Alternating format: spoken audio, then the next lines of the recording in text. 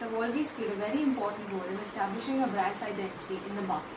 Simply put, trademarks can be explained as a sign or a combination of signs that help consumers distinguish one brand's goods from the other. As a company's brand value grows in the market, the trademark or the logo becomes open and vulnerable to infringement. An important type of infringement is deceptive similarity. Deceptive similarity has been defined in Section 2H of the Indian Trademarks Act 1999 as a mark shall be deemed to be deceptively similar to another mark if it so nearly resembles that other mark as to be likely to deceive or cause confusion. In simple words, deceptive similarity can be explained as a degree of resemblance between two marks that may confuse the general public of reasonable intellect who may buy the goods and services. The courts of India have set down various rules and upheld judgments wherein it is easy now to establish the difference and establish two deceptively similar marks. There are four main rules that courts have upheld. They are the nature of the mark, the degree of resemblance between goods and services,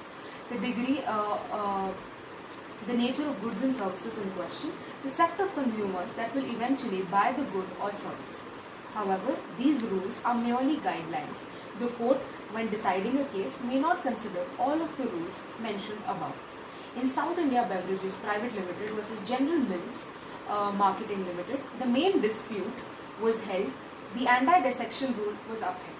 Anti-dissection rule can be explained as a rule which states that a trademark must be looked at as a whole as opposed to breaking down and then comparing it for deceptive similarity with the other brands in the market.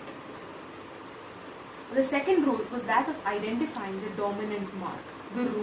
This rule is for when the court has to determine which part of a composite trademark is dominant. These rules at first glance may look like they are in contradiction. However, the judgment clearly stated that composite marks must be looked at as a whole even when the impression in a consumer's mind may be dominated by a certain part of the mark. There are various case laws that have been held as precedents and have helped the courts decide further matters. An important case is that of Starbucks Corporation versus Sardar Books Corporation and others. The famous Starbucks logo was protected by the Delhi High Court in this recent case, and the deceptively similar mark of the Delhi coffee chain was held and directed to be changed. Another important case is of MS Lakme Limited versus MS Subhash Trading. The plaintiff was a company who manufactures cosmetics under the registered trademark of Lakme. The defendant began to manufacture products with the name Like Me. These names or these marks were not held to be deceptively similar by the court.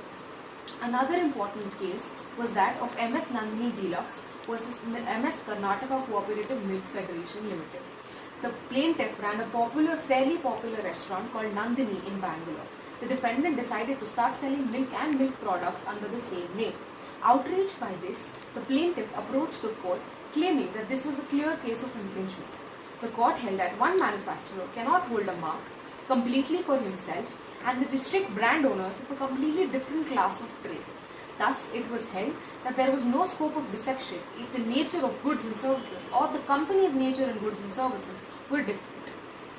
We can come to the conclusion by looking at all the above judgments that the judiciary has taken a keen interest in the doctrine of deceptive similarity and has made sure that a fair and competitive market is within the borders of India. The court has also constantly strived to uphold the rights of consumers and brands. Thank you.